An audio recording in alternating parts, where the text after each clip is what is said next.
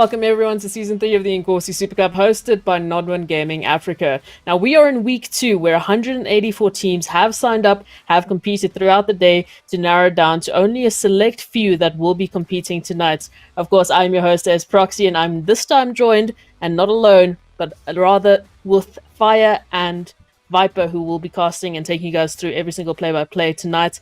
Guys, thank you for joining us. It's been a pleasure so far to see you make your casting debut on the Nodwin screens, and this week I'm sure is not going to be any none the wiser. Talking about tonight, talking about what we're going to be witnessing, let's actually take a look at the schedule and see what we have in store for you guys today. Now, if you don't mind, Fire, would you take us through what we have in store tonight? Yeah, it's going to be an amazing game. I mean, we have Erangel, Sanhok, and Miramar. Last week we saw great gameplay from every single team. Yonkers coming, top at the end of the day with 54 points. Without one single chicken dinner. It just shows how aggressive that entire lobby was. We had 3 different teams winning, so I'm hoping to see that same kind of action today. That's what we can hope for. So yeah, Erangel, Sanhok, and Miramar will be the 3 maps we're looking at tonight. And of course, they're not just playing for bragging rights, they're also playing for the prize pool. Now, the total prize pool across all 8 weeks is $840. So every single week, we have a total of $105 up for grabs. Naturally, 4th place taking 15, 3rd place taking 15, 2nd place taking 30, and the 1st place taking $45 in cash in the pockets. Happy to be here and take the winnings. Now, of course, the standings will only be available after game number 1, so just look out for those. For now, though, if we're talking about it, this is our second week of 8. Naturally, every single team has to register separately, and this time around we had 184. The first week had 169. So thank you to everyone who's watching, who knows the teams, who knows the players. You guys absolutely smashed the registrations. It was insane to see. And I mean, a lot of the teams have been playing today. They've already been, getting warmed up, getting used to each other. Obviously, the brackets, the teams that they're playing against, the groups they're playing against constantly change. But Viper, tell me, how do you think that's going to change their mentality? They've been playing so much PUBG Mobile the whole day. Now they still have 3 more maps to actually go for the points, go for the winnings. I believe a lot of these teams have already been practicing on their perseverance, and the more you play, if you've not practiced enough, you probably have probably mentally weak at that point in time. But I believe they've been working on that over the past couple of weeks. So definitely I'm looking to still see some of these teams being aggressive and pushing every single team in their part, as well as getting that winner chicken dinner. Yeah, that's something that we keep talking about. So naturally, these teams aren't just playing for points or for prize pool, but at the end of the day, it's a long 8-week sort of relegation to see, okay, who's going to be making it, who's the top 2 that could be going into promotion for the Umzansi season, which is of course where everyone wants to get. So they get some prize money in the meantime as a bit of a bonus for winning and doing well, but at the end, that's that sweet spot that they're all going for. It's that promotion match, that opportunity to get into the Umzansi season, to get into competition for the big bucks. And I think that's a lot of pressure as well. I mean, obviously they have to come back every single week, even if they don't do well. So obviously, you mentioned teams like Yonkers and a few of the others that did fantastically well last week. But as we said, we had 3 separate winners that took the chicken dinners. So it's extremely competitive. Now, tell me something, Fire, from your side, what do you think teams need to focus on in this regard? We've mentioned, points, and we've mentioned placements, and that you have to be good at both, but how do they do that? What are some of the key aspects that they need to focus on to secure both of those? Yeah, to be sincere, you need to focus on both placement points and kill points, as we did see last week. Every single point you can get is absolutely important.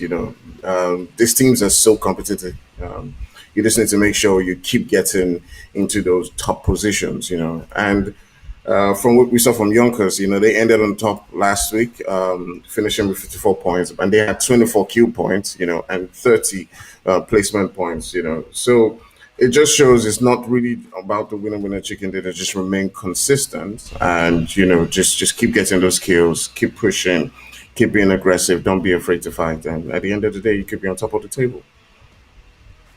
Could be at the top of the table. So some wise words. And I want to ask both of you because obviously you guys know these teams probably better than I do. You've seen them, you know that they're busy in scrims, you know that they're getting ready for these things.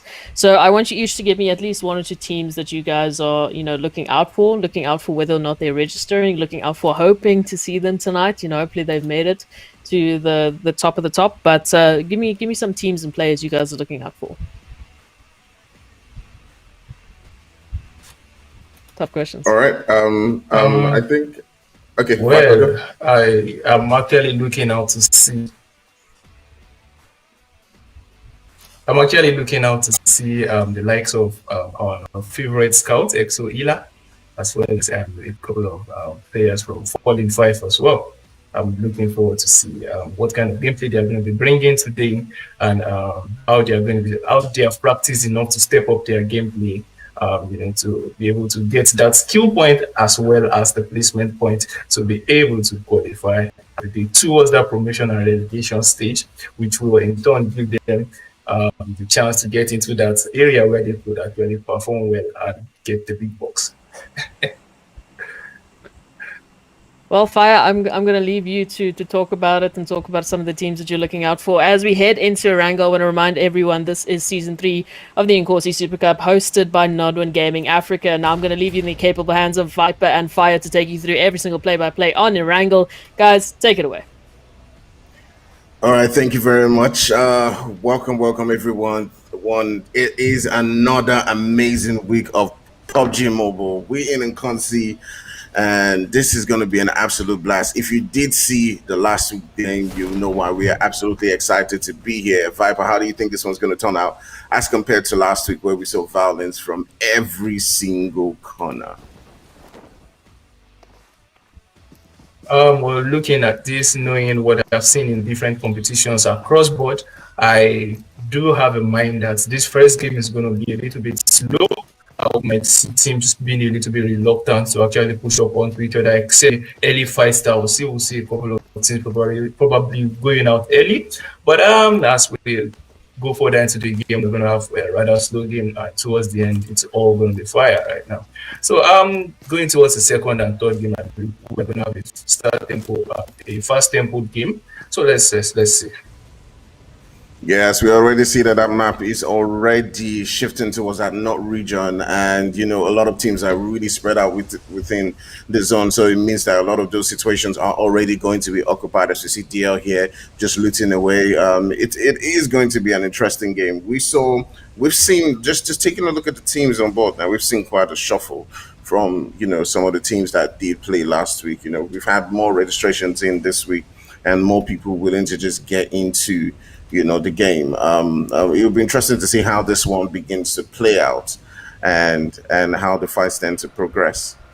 Yeah, throughout. So we're seeing a couple of new teams who have now come in to show us, to show us their game. We see the guys from WA just in sort of a car chase right now with a pistol, some John Wick moves. It's quite early in the game. You can see most of these guys are probably the flight path was not so favorable to their landing spot. So you can see most of them getting into their vehicles, making their quick rotations to go get the weapons they need to fight this battle. So yeah, we can see there was nearly a car chase right there, but for the lack of weapons, they decided to go their ways. And we got Yonkers over here. Also trying to get some more loot into their arsenal right now. It's still zone 1, everything going quite slow. 3 minutes into the game, man, I take that back, not slow. No, definitely not slow. So you can see the guys from Lords already in sort of a battle with SG right there, and Ares has already been taken down to pretty much what is 30 HP. And does look like Ares is alone at this point in time, surrounded by 2 players, just looking around, trying to get that kill on. And it could, if they do push on to this one, it could spell the end for Ares, and Team Lord might be able to lose one player, but Ares is not holding back as Ares is now pushing on. And it's a very dangerous one right here as As we're about to see them get into it, who's going to drop his blood? And Aries dropped his blood. It's coming in for that support, and they will be taking out one player. Snow's just trying to push on to provide that support. The nades going out. Ooh. Losing a player this early is actually not too good. Exactly. It's a drawback for the team, I believe. Yes, definitely is a disadvantage for the guys from SG, but the guys from Lords would definitely love taking that kill point. And yeah, let's see how this one plays out. As you can see, the other team players are now coming into this fight. They're not backing out. They're not looking to leave this particular fight. And this is what you love to see, as they are looking to take on the fight and get that revenge for the player who has been sent back to the lobby. Through my years of playing this game, I've learned something. Whenever I'm trying to push an enemy and I hear him with an Uzi, I always think twice, try to take a step back, because I know that weapon collapse, man. Yes, definitely. Really hard. Definitely. When it comes to CQC. Exactly. It doesn't respect whichever armor you have, whether you got a level 3 or anything. It's going to clap really hard. I will see Yusuf out in the open right now, nearly down right by Aries, but see Zeus already getting the flank in. Pops it with the flank, drops one. Snow off the distance, gets drops yet again. Nice Zeus. Zeus is down to that 8. Zeus is not down. Aries. Ooh. Nice nades right there, but that did not connect quite well. Yeah, definitely didn't connect. As you can see, the guys from Lords are now pushing up onto getting that final player. You can see them, they're searching for that final player from SG. They're just going all out, aggressive, and getting themselves kill points. This is definitely amazing gameplay from them. You know, getting 4 kill points in this game is quite a lot. It does quite a lot for you in that leaderboard as you begin to progress, adding that to whatever placement points you get. GG's from them right there. You can also see Yonkers, who did, have quite an amazing game last week. Remember, they didn't win any game. They just kept themselves in that placement point, getting, that top 2, top 4, and, getting those sweet kill points and battling throughout. And at the end of the day, they finished with 30 placement points and 24 kill points and got themselves on top. Just 1 point behind Seoul. Just 1 point behind Seoul, but they were about 8 points behind Gorilla Glue. Do you think they're going to have the same performance in this particular match as they did last week? I'm seeing that they are currently in this game, playing this game right now. And so far, so good. They've been okay. I'm betting that these guys are pretty much going to have a field day today. And yeah, they will definitely perform. They've done it in the past, and I believe they will be able to do it again. But you never can be too sure about things like this. Anything can come up and decide to spoil the show for them. Yeah, definitely. Another team that I'm looking to see is the team with Marvel SK. If you do remember last week, they did provide us some really lovely, 1v3s where Marvel squad wiped. We did see that particular position where SK was pretty much fighting 2 teams in the final game in Miramar, and hoping to see sort of action go down here. You do remember Hila from EXO? He isn't playing for EXO today, though, but his team is here. Unfortunately. Yeah, but his team did make it. I was really looking forward to seeing that man again today. Yeah, his scouting moves were really, really OP last week. Ooh, we can already see INF getting into some action right there in the kill feed. We already have Terror, who is down.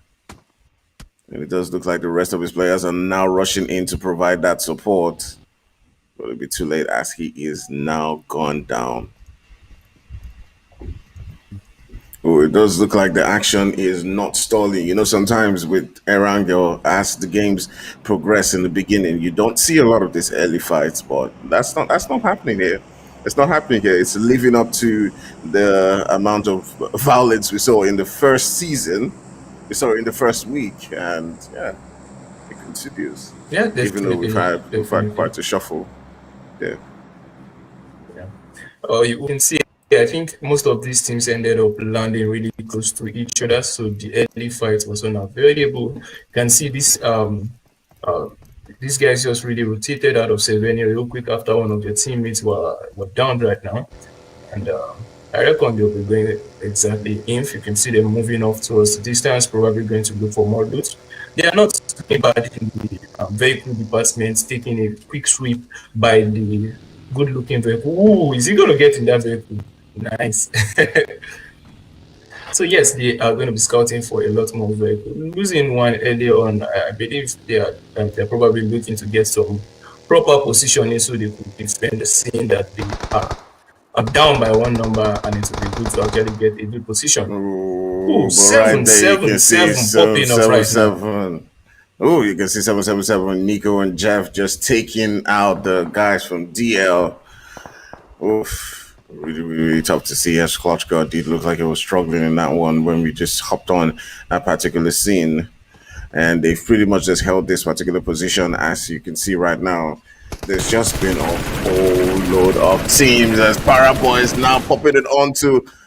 Ooh, just all right. So Clutch God was probably a scout who just got into that region where 777 was, and that is the bad effect about scouting. Sometimes you don't understand.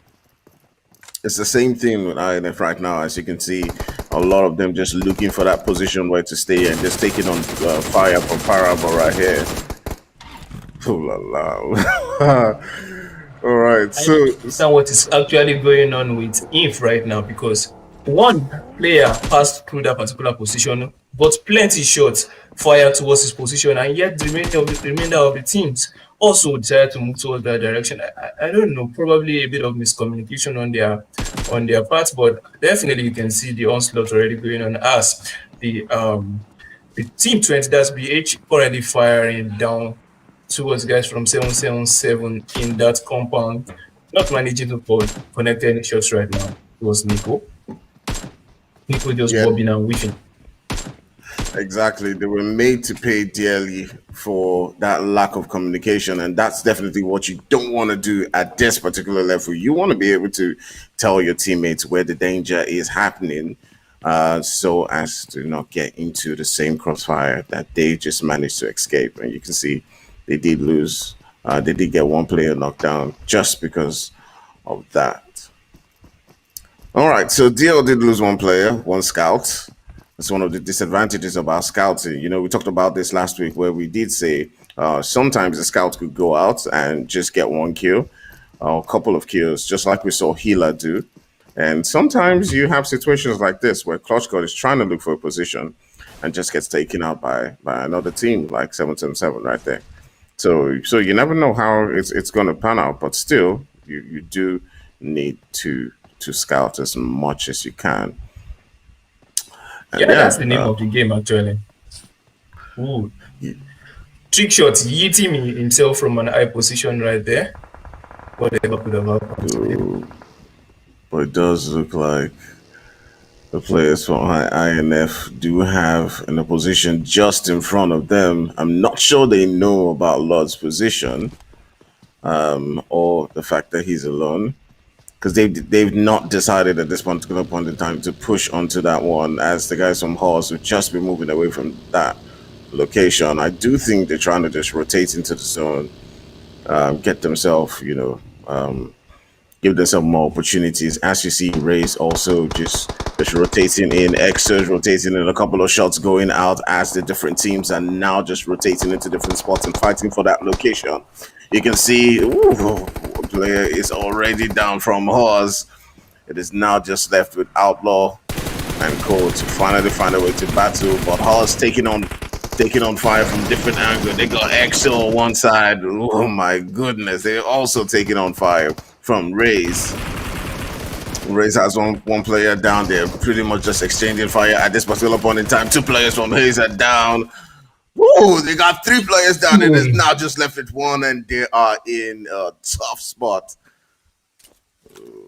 Oh my You can see goodness. Kozo It trying is to play so it real good. smart and real calm right there. A smart move going for a quick revive, trying to get the numbers advantage. But I think Rays also have the same idea right there. You can see 2 man up already, and Melo is going for yet another revive. That seems like the smart move. Two grenades coming into us, cause it's gonna be careful on that one as Casmid is taking down Capcan. That's FBI Capcan in the Q field right there. With a battle ongoing right now, a three-way battle. But I think the third team already left right there, and us is going to be getting their team back up. Both of these teams are still on 4 players each. I don't think they've lost any players yet. I really would like to see the comeback of this team right now. I know that 4v4 from both of them would be amazing to see how they handle themselves. Smart move, putting a Yeah. lot of smokes down right now to impair the vision of their enemy, and probably get a couple of flanks in right there. So we'd love to see how this one turns out real quick. Erangel gets a grenade into Cyrus real quick, man. Ooh, there's so much fight going on as we do see 7AOK getting into some action right there on the kill feed. We also see Hype right there. This were a couple of teams who got into a lot of play last week, as Lords is also just really close to an opposition and they could get into some trouble. As Casimir is now in right next to the guys from FBI. It's just need to be really careful. If you do remember, this were the teams who got into a load of action right there in the beginning. We got Eris and Co, but I do think they're just trying to sneak in.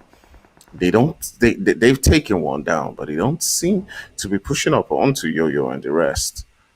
It's because of their position. We've still got a lot of teams right here in this game. We got 17 teams, 58 players. What do you make of it so far? That was 2 man down. Yes, it was just one guy left up alive for them. And these guys did not make a push. I don't know, probably they were trying to be careful, seeing that there's still a lot of players up alive right now. And probably the wise choice to make, but at times just going to make that bold move and make the push. Yet we have another push. Man, these guys are really, really pushing up onto each other right now. The fight is happening. Hot as Feg is getting a couple of shots into Diablo and finishing him right there. Vibe is actually taking a lot of shots all around, and you can see their name popping off in the kill feed all over as MDC is looking towards the guys from out of kill. He's sending a couple of nades towards them, but unable to complete that finish with the nade. That just took a chunk of Maestris health right there.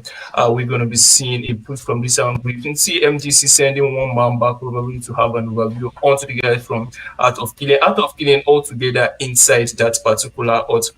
I don't know if another team decides to push up onto this one. It's going to get real messy real quick. Love to see how that one plays out real quick. MGC positioning quite well. You can see Legacy off the edge. Right now coming out. Stop. Taking him down with a couple of shots. From that, AKM is a devastating weapon. One body shot, one head shot, you are going down. Yeah, definitely. That might be the opening now they need. Yeah, exactly. Definitely the opening up is you need. As you can see, Manfilas is just pushing up onto that building like Bender and then getting it right there. He doesn't want to give an opportunity for that revive. And he's just looking for the opposition as he now comes in and takes down one of them. He's pushing for the next one.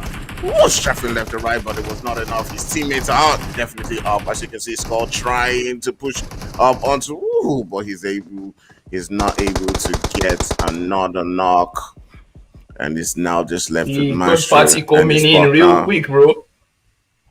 Oof. They're able to win that fight, but the third party coming in, just affecting them right there. 7AOK losing one player, but still able to get those kill points and win that particular fight. We also see Yonkers right there.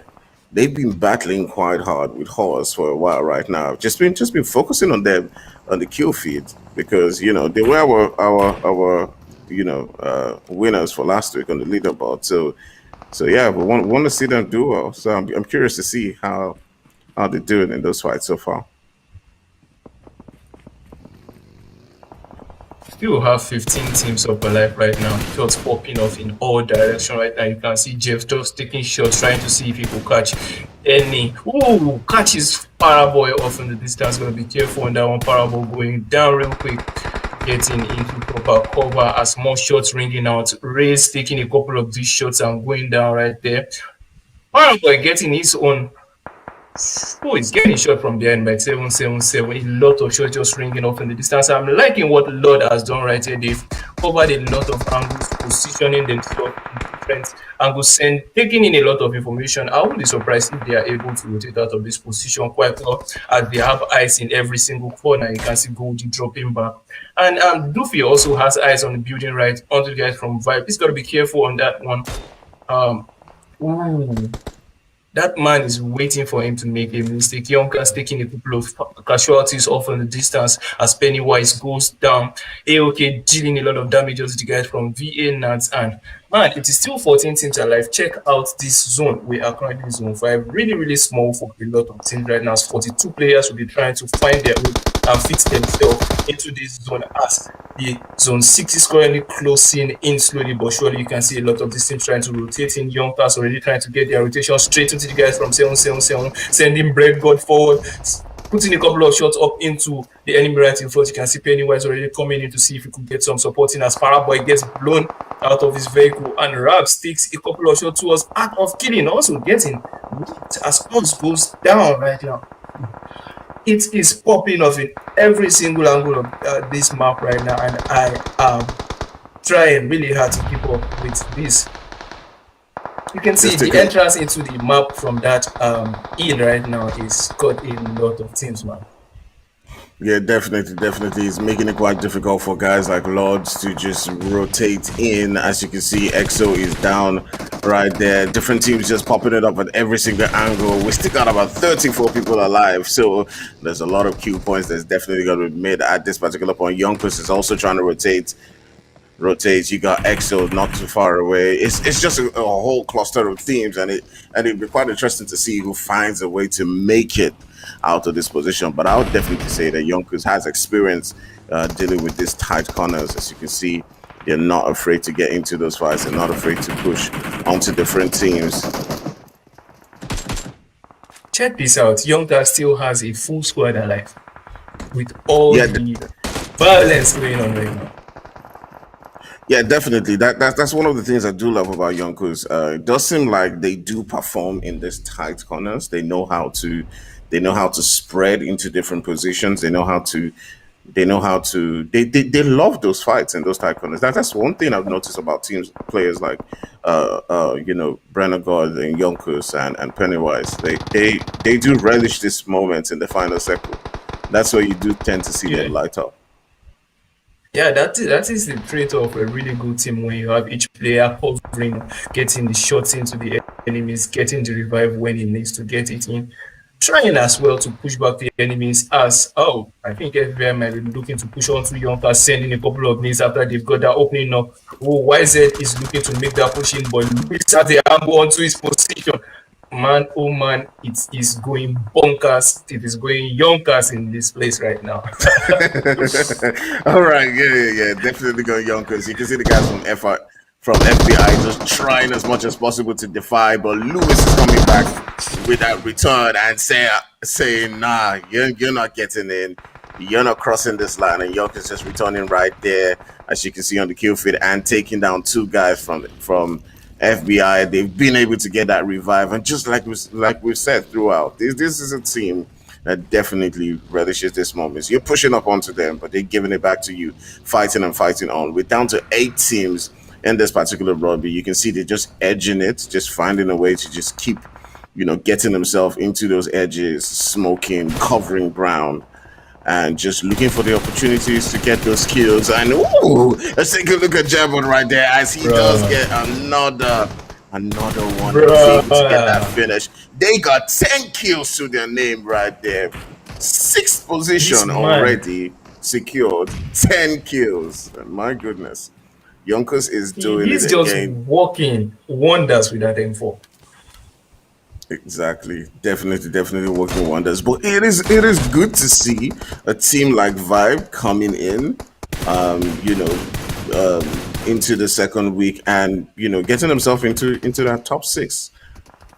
Do you think they will be able to make it all the way into the top top 5 position, and they have made their way into the top 5 position. So yeah, definitely lovely to see how a team like Vibe does. They still got a full team, and Red Dot is definitely popping it off right there, and he's able to get himself just got a road kill, bro. Ooh.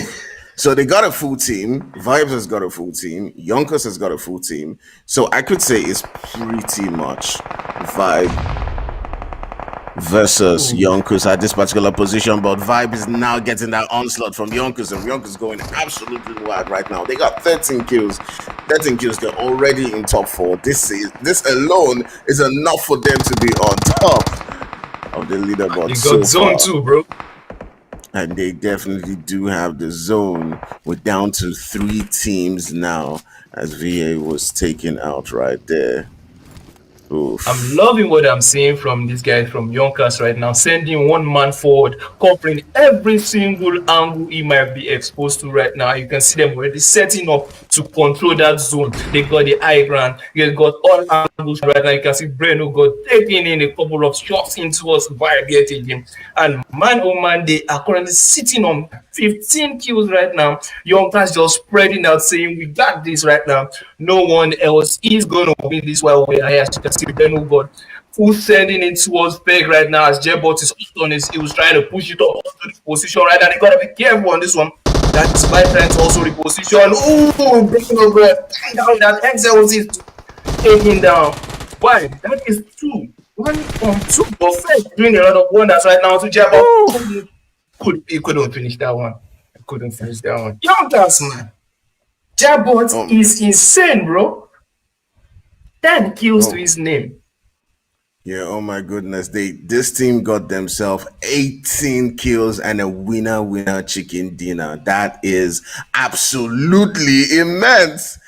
Plus Jennifer getting himself 10 kills. And Breno got also really impressive in 6 kills. I mean, I don't know.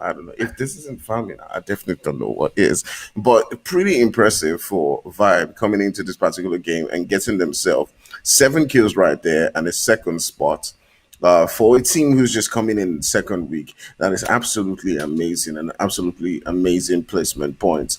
And you know, if they go on like this, they could very well see themselves in a high spot within this particular table. So yeah, it's definitely lovely to see the new teams now coming up and stepping up and doing really well.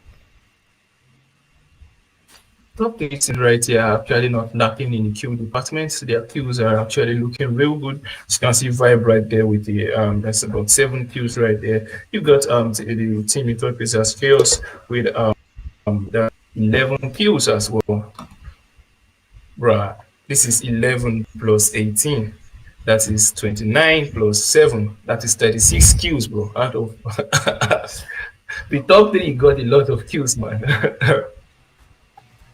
The top 3 was quite dominating in that map. So, first map down for the day. First sort of indication of what we should be expecting for the rest of the day as well. So, before we head to the break, guys, any memorable moments for you guys there? What was the top number 1 thing that, you know, just stood out from that match? Fire, I'm going to start with you. Definitely, it was how Yonkers played this particular game. It did look like they were a team who had looked at their performance last week and said, look, we have the ability to fight. We're in a very aggressive team. So let's just go out, continue to play our game and get that winner chicken dinner. And I think they did prioritize that. You can see in that final circle, they just kept edging it and, you know, spreading out, smoking and covering different angles and just picking out teams one by one. So yeah, that was my standout moment. How they sort of organized themselves, even within all the pressure around them. And Viper, from you, was there any other team that sort of just came to the party, you know, stepped up to the plate? Could I have said it any better? It's Yonkers for me, man. The organization they brought to the gameplay, their gameplay today, the perfect use of smokes, the way they went really aggressive on other teams, it was just perfection. And I mean, you know, we're going into Sanhok obviously after the break and after all those things. Sanhok is quite a map where the gunfights really come into play. So, I mean, if you've got a team that's, running ahead with those kind of kills, running ahead with that kind of confidence, what do you think the other teams need to focus on? Like, what it can't just be the aim, it can't just be sort of the kills that they got as well. But what other sort of aspects do you think is important for teams to bring into their gameplay so that they can stand a chance and potentially take maybe the win away from the team like Yonkers? Yeah, definitely. Last week we did see, different teams perform, differently from map to map. We saw a team like Realize really step up at some points. We saw 7 step up. So you never really know how it's gonna go until the game actually does start because Sanhok is a map where you could be fighting and there's just a third party just coming in, and taking out a couple of your players. So yeah, it's not as predictable as the rest. So yeah, we just have to wait and see. Well, we don't have to wait too much longer for the standings here. They are from that first map, which was, of course, crazy to look at. Actually, this actually might be our combined map. Okay, I'll have to double check on that. But looking at it now, we've got the Chaos Kings sitting in second place, Exo Redefined, sorry, sitting in first, by Gaming in third. And wow, it's quite interesting to look at. I mean, what do you guys think about this? Yeah, I actually do think like there's I think it will be corrected, but I do think like there's a mix up between Yonkos and Redefined. I think they just switched positions right there. But yeah, Yonkos is really doing well, leading this particular one with 12 points ahead. Chaos Kings also doing very well for themselves with those kill points. You did remember what I said, or what we said before the start of the match. That it's not just about placement points. For me, it's also about the kills you have, and that's definitely what's going to propel you, to that top position within the map. So yeah, that's what matters. You can see that's why those three teams are at the top. It's not just their placements; it's also the kills that they get in along the way. So yeah, we'll bring those standings back after the break. We'll just quickly go and shout maybe at some map that's been done in the background. But don't worry about that now. Just pretend like you didn't see that one. We'll come back to that after the break. Speaking of the break, we'll be right back after a short break. Then we'll be going on to our second map, which is of course Sanhok. So don't go away. There's still plenty of PUBG action to be had tonight. This is the Inkosi Super Cup Season 3, brought to you by Northern Gaming Africa, and we've got a lot more coming your way. We'll be right back.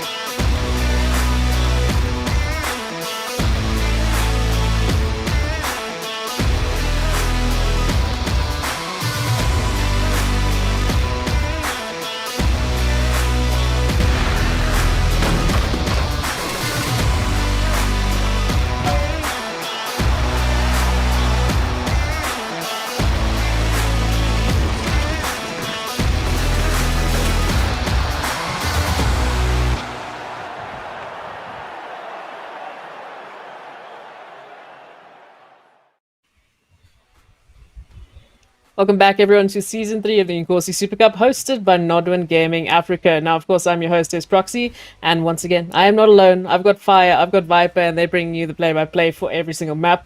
Talking about maps, let's look at the schedule once again. So we've just finished Erangel, and we're going to be moving on to our second map of the evening, which is, of course, Sanhok. Now, Sanhok, we know, quite a small map. It's a 4x4 instead of an 8x8 compared to the other two maps. So generally, you've got some close quarters combats. You've got quite tiny corners. You've got tight angles. You've got so much happening constantly, and the threat of third and fourth parties is always there.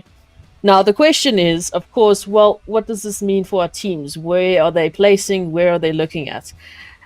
If you've got three maps to work with every single night, then you have to make every single map count. You have to make every single point count. And Fire, we were talking about a little bit. It's placements, it's points. For you, what is the strategy teams have to look at? Definitely, I think a lot of these teams are already doing things right. Of course, especially Yonkers, but they have shown they're not afraid to fight. They're not afraid to take on those fights, and that's definitely what they need. They're rotating quite well, also. I think the only difference in this particular map is not to linger on a fight for too long, because we do know that the Sanhok map, is prone to third parties. So yeah, you see a fight's going south, or it's just taking too long. Just try as much as possible to get out of it and just rotate to another position. It may not always work, but just yeah, them keeping that in mind will really help them, avoid those third parties. Yeah. And for those of you watching on your screen right now are the updated and correct standings from the first map of Erangel. So moving into the second and third map, teams are obviously going to try their best to get into the top 4 spots, trying to obviously beat currently your winner, which is Yonkers, who did an absolutely phenomenal performance on Erangel. They were quite deadly. They were quite scary, in fact. I mean, not only did they take the most kills on the map, they also took the winner chicken dinner. So quite a dominating performance by Yonkers, who also did quite consistently well last week. And of course, we have to mention that all 20 of these teams came down from 184 that registered for week 2 of the Inkosi Super Cup. So quite a feat, if I might add, quite a feat. But of course, they're not just playing for bragging rights. They're not just playing for, some people saying, hey, I did better than you this week. It is, of course, for a prize pool. So let's take a look at the prize pool and see what these teams are competing for week by week by week, why they keep coming back, and why they keep re-registering. Because, of course, it's good to have a little bit of extra cash once you win. It's good to have, that extra little bit of padding in your pockets.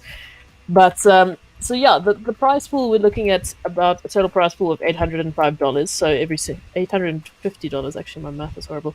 Anyway, each week we have $105, with the winner taking majority of that prize pool, majority of that share, making them feel pretty good. But I think what's most important is the fact is, if you're a team like Yonkers, who's consistently performing well, who's consistently doing well, you're also taking majority of that share. Because as long as you're in the top 4, you're taking, that little bit of extra cash. Viper, tell me, what do you think that does for confidence? Viper. Oh, it's well, I will need a bit of technical issues there, but in Sanhok, you do need a lot of confidence to handle this terrain. It's really, you have to be really, really smart, because you want to position yourself in such a way that you don't get caught in between two teams, if you understand what I'm saying. And yeah, you can see that money you keep taking a week after week. You want to take more. And my math was incorrect. So our total prize pool is $840, and our total Exactly. is $105 per week. Now, first place will be running away with $45, which is a nice one, a nice little bonus. And of course, the top 4 will be taking that share. So top 4 need to be getting to the top spots. And Yonkers, of course, sitting, they've set the bar right now. They take 18 kills, 15 placement points. That's insane. So for any other team that's looking to, catch them off guard, this is one of the best maps to do it, because Sanhok is one of those maps that you can really knock your top teams down a peg, because it is so unpredictable. But with that, guys, I'm going to leave you in the very capable hands of Fire and Viper. They'll be taking you through this beautiful map. It is Sanhok. It is a beautiful destination, and it's a beautiful destination that's about to get quite chaotic. Guys, this is Inkosi Super Cup Season 3. Take it away. All right. We're down to our second game, and Viper, I am really, really curious to see how they do in this particular map.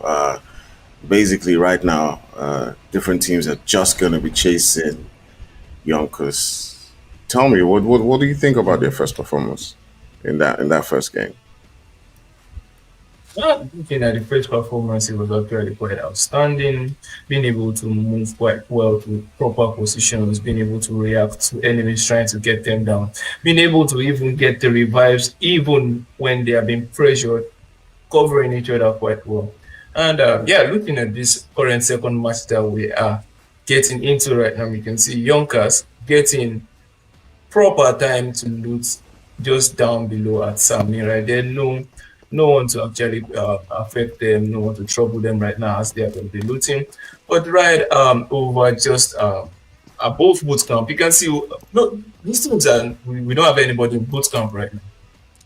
That's that's strange, I must say. Yeah, definitely very strange. Just we can't be, unoccupied right there. You do certainly expect one or two teams to go to that position, as we did see them last week, but they just left that space unoccupied. It's funny how Yonkers always finds a way to get themselves into a safe position every single time the match begins, and just slowly, gravitate towards the final circle, edge it, and just take out different teams around them. I've seen them do this quite a couple of times. Sometimes they succeed, and sometimes they just find themselves outside the zone and just one or two players having 30 meds like we saw last week. I just revive it on and on and on and on and on. That Yeah, that it was was. definitely something that was interesting last week. Remember when you picked it up? I didn't even Yeah, see that. it was in Sanhok right there. And the man was just sitting pretty inside the zone with 28 meds right now. But 777 has got to be careful right now as they are currently in the cross eyes of Light right off from the distance. Move getting taken out early in the game is not too favorable for any team right there. So, but I reckon they are quite aware of the fact that there might be a team around looking towards their position. As you can see, Jeff just dropping back to get back with his teammates. This axis is an axis that I don't think is too rich on loot. Probably two people could get enough loot here, but do you think a full squad coach actually loots that position comfortably? No, I don't really think so. Except the loot is absolutely boosted, but they may be lacking in some certain departments, whether it's a helmet or it's a vest or something. Definitely will be lacking on that, on one of those things. But there's one thing that has really intrigued me in this particular game. Oh boy. Okay. We'll get back to that. We'll get back to that. Just taking a look right now. You can see Chaos already putting in some shots onto 7 AOK. What do you think about AOK's performance, by the way? I mean, it hasn't been, as aggressive as we did see them early on last week. What do you think is the difference between? I mean, it probably is just the first game, but what do you think is the difference between AOK we saw last week and what we've seen so far this week? To be honest, I can't really say much about that yet. But with what I've seen from the first game, I could see they struggled quite hard to get themselves to that top seven, I believe. They were in the top seven, I think.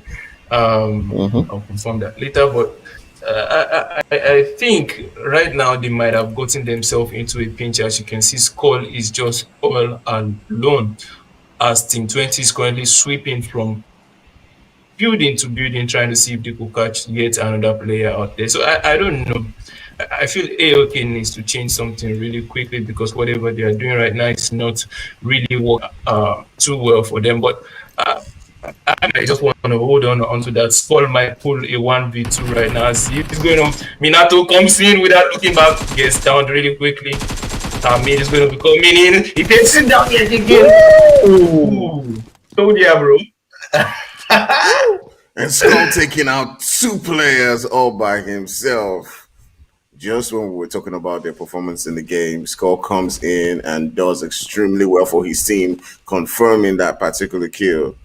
And you know, while this fight was going on, Astros on the other end taking out another player from Chaos, and Chaos is now down to just one player. So these two players were able to just subdue the other team's attack and turn things around. Pretty much, I guess Art of Killing was like, oh, you guys think we still don't got it? No, no, no, we got it.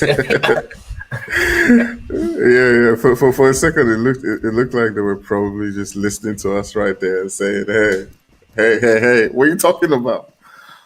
What are you talking about? We Wow. got this. We got this." Young, Yeah, you the love to see Yonkers that. actually, the Yonkers, you can see them spreading out in tools right now, giving themselves enough area to loot, getting that med kit. If they have to play that kind of game they played last week again, just going all over trying to get enough smokes, enough meds, enough. Right now they are just focusing on keeping their inventory as full as possible. You can see them not even bothering to see if they could rotate in yet. They still have enough time to make their rotations. Apparently, edging it up works for them as they do know how to cover each other in tight situations. So using an extras is actually a very, very smart thing for them. As they can Yeah, even see a definitely. lot more teams right in front of them and take enough kills. Yeah, definitely. I do. I mean, some people would disagree with me, but I do like the fact that Rebel right there is just stalking this EXO team and waiting for that, deadly position. Sometimes you have a lot of people who would just take that shot and expose their location without actually getting the kill. But Klitschko does have an opportunity to get that knock onto British if he's careful. Yeah, but You know, he has to be careful as well. There's a yeah, hill to his left, right, on his left right now, and there is actually a player yeah. looking towards his direction. So he's gotta be careful. Ooh, told ya. Ooh, the third party from Lord just coming in at that position and just affecting their push onto this team. Oh my goodness. Just take a look at that. As Lord just comes in like, man, just gets a couple If you of knocks remember onto last this team. week, if you remember last week, we had an exact replica of this kind of fight right here, where another team came in for third party real quick, and they were actually able to turn the tide of the fight right there. So I don't know if I happen to be like a player or something, I would probably go through a lot of these videos to see, okay, what were the mistakes other teams made and everything. And if I ever find myself in that position, I'll be like, guys, we need to get out of here real quick, man. Exactly what it is. Remember what we said before this game started, third parties, you know, is all Sanhok is about. You think you're just on one particular team and ready to just pounce on them, and then all of a sudden you have Lords behind you, right there, just taking out a couple of your players and destroying that wonderful plan you Yeah, had, you know. Yeah, and if EXO decides to push onto everything going onto them downside. right now, that will probably be game over. Definitely gonna be game over, but EXO just playing it real chill. You can see them just chilling over inside, and I was like, hey, not our problem. Hmm. I do love the Ooh. aggressiveness coming in from the guys from. I won't call it aggressiveness, but at least they've got their eyes covering every single position the enemy could come from right now. You peek, you get knocked right there. Uh, Yeah, definitely you pick, you get knocked, but it does look like Lord has now put in a whole lot of pressure as Clutch God, who was holding back for his team, has also now been taken down. There is now just left with two guys, it's Paraboy and Cole, and Lords does look like a team willing to now push onto this fight, get those knocks from Rebel. But I do reckon that EXO might just get into it. I'm predicting that when Lords does decide to push, EXO might now third party Lords. That would be interesting to see. That would be interesting to see. It's definitely will be interesting. It will be interesting if they do decide to make that push up, but I can't. I don't know. They are not setting up to make that push up yet, as they have gotten quite comfortable inside that cup. And I even think they are retreating from that position right now. You can see Lord Harris trying to see if he could get a couple of shots onto Eisenberg off from the distance, but could not connect those shots right there. Harris has to be careful. He's a bit is overreaching right now. I told you, he's got to be careful. He's overreaching right there. He's got to be very, very careful. I EXO is playing this quite passively. What would you say about that? Yeah, I Why think do they're you think making the they're right. doing that? I think they're making. I'm not really sure if it's the right decision because they do need to get those kills. But I think they're trying to make sure that they fight smart and they get themselves into the right positions to be able to then get those knocks. They may have decided, just being, you know, at a position where Lords was above them was not probably the best way to fight. So you can see Pritic just getting that height advantage, so he can spot teams around him. Yeah, probably just wanted to be in a better position. So I think that was definitely their move right there. They have one player down, and they probably need to be careful, and this fight has lingered. So yeah, they may get that, they may get third party. Oof. Okay, so let's talk Anish was about actually Lords. hoping to see. Anish was hoping to see if we could get a revive onto Eisenberg. Yeah, yeah. But So let's talk about, in this yeah. kind of you do want to talk about Lord, don't you? Yes, yes, yes, exactly. Like this is a team, even from last week, right? We've seen them always being aggressive, always pushing. But I'm not certain why they don't place higher than they do, or they haven't placed higher than I've seen their ability so far on the leaderboards. Why do you think that is? Is the aggressiveness, sort of like backfiring on them towards that final circle, or is what do you think it is? Is are they lacking in like late rotations? I haven't really paid much attention to them, but I've noticed, because I went back, I watched last week. I've noticed that they're a team that's not afraid to fight. But we see it right there. So Those are the so reasons like we've seen it. for instance, right now, looking at what just happened right here, um, that was a beautiful move right there from Zeus. I would say, I know most people will be like, he just went out in the open. What are you saying? So basically, if going out in the open, he was trying to get the flank, and at the same time, he was making himself the bait. But before you could do something like that, you need all your teammates to make sure they are ready to cover fire if anybody tries to shoot you down.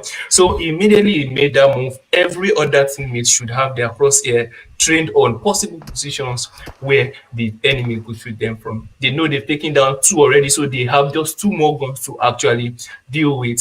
And which means two-man could take one and the remaining guy takes one, while the guy running out in the open could also even stop on fire at that point in time. I don't know if you get what I'm saying. So basically, I Yeah, feel being aggressive alone is not what puts it. You need to communicate properly, give cover fire when it's due, and work together. Just find that perfect balance between being aggressive and being a team at the same time. yeah, definitely. Finding that balance is what you want to do as a team. I do feel like at that particular position, they just had, wrong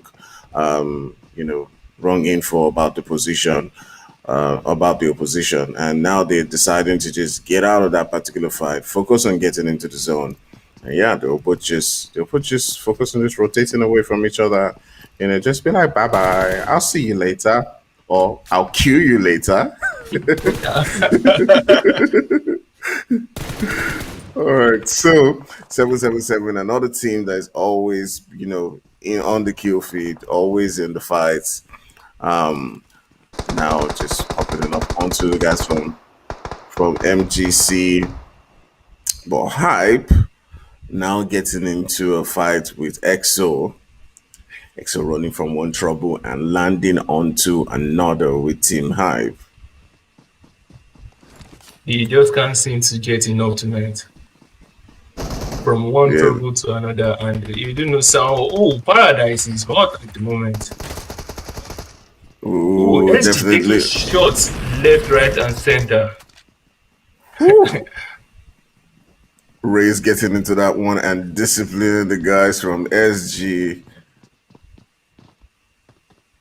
Oh, we also see Rebel and Powerboy now getting into that position. I do believe they had lost 2 players early on, and it's just left with 2 of them. At this If you point, remember in their you fights can see them against, pretty much just rotating around.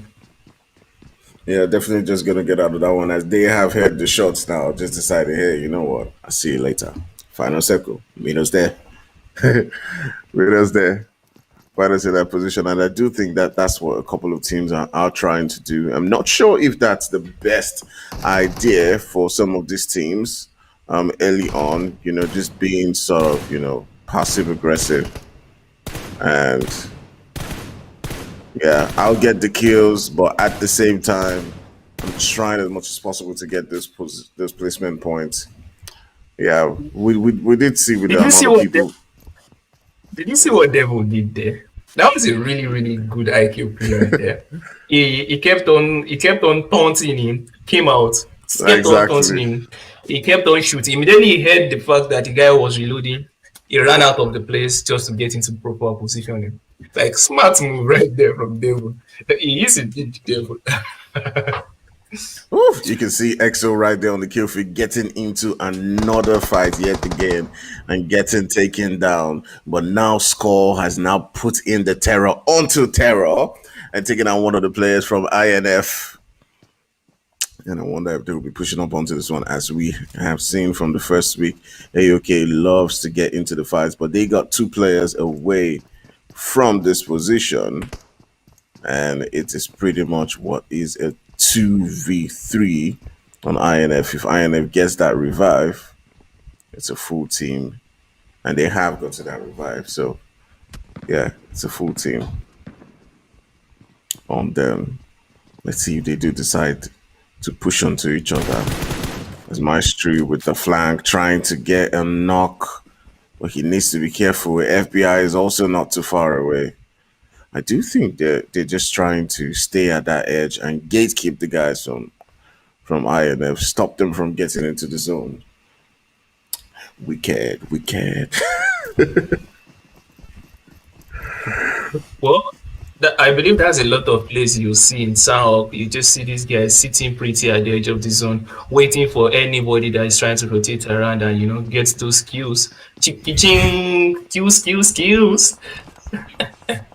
Yeah, definitely. It is all about kills right now as we see the guys from FBI popping it up to MGC as Yo-Yo takes down one player. Ooh, but is he taking down MGC or Hype? Because at the point in time, it did look like it was shooting onto MGC, but it was actually Killer B from Hype. It was taking a shot at, and Hype has lost 1 player, and Killer B is down. They're now down to just 2 up. And you can see teams are now getting really close to each other. Fights are beginning to pop out at different angles. And guess what? Yonkers is already getting themselves some lovely sweet kill points right there. As now we they're see. ready to fight. Exactly. This is their moment. This is their moment. Those close quarters. I just noticed something right now. The last time I started noticing Yonkers in the kill field was zone 4. Yeah, And yeah, check it it does. out. We are currently in zone 4 again. Really, Exactly, really smart moves exactly. from It them. does. It does seem like they're a team that loves to set up. Definitely for those final circles. They love their CQC fights. And 777 getting into the fight right now, but it does look like they're in a whole lot of trouble as Jeff has been taken down. But ooh, just take a look at Yonkers. Yonkers has a player down. Ooh, but Pipe Henry popping it up to Diablo. That was close from Henry. They could have taken down both of them. But unfortunately could not get it down. Norius putting in some support shots right there. Was actually able to take down trick shot right off in the distance as well. This fight is gonna go crazy really quick as there's a lot of teams right now trying to exit Paradise Resort real quick as well. This is what we love to see, some more violence. Kill, kill, kill. That is what we are looking to see in this particular Inkosi week 2, Inkosi Super Cup week 2 right there. As us is going to be popping off in the kill feed as well, taking a couple of shots towards ATX right in the distance. And you can see Rays also trying to make their way into the zone. But this is going to be a tough one as there are a lot of teams just sitting pretty up the hill right in front of them. And man, still 14 teams alive. Race actually looking quite decent in the kill aspect. That's 7 kills. 7 kills to their name. Oof. Okay, getting themselves into that action. You can see DL, Rebel, and Paraboy just trying as much as possible to get themselves into that position as they're just lying down right there. But Yonkers is in a whole lot of trouble right now. As you see, they do have a couple of players that's rocking their bellies on the ground as Brenno God and Cole are just down there. And the zone is coming in. It is really, really tough for them at this particular point in time. Are we going to be seeing them going out of the game quite early on, as Hype is also putting in some work onto FBI? It is party after party at different corners. FBI do have one player who is down, and Young. Oof. That nade, if that nade gets into that rock, spell the end of that particular team. FBI has lost Yo-Yo, down to 3 players. Scapan and Frags trying to make themselves their way into that final circle. Ooh. Oh my goodness, as Race takes out Lords from the game. Oof. And Viper, this particular game is popping off at every corner. You can see the team name, the team numbers just dropping like the seconds.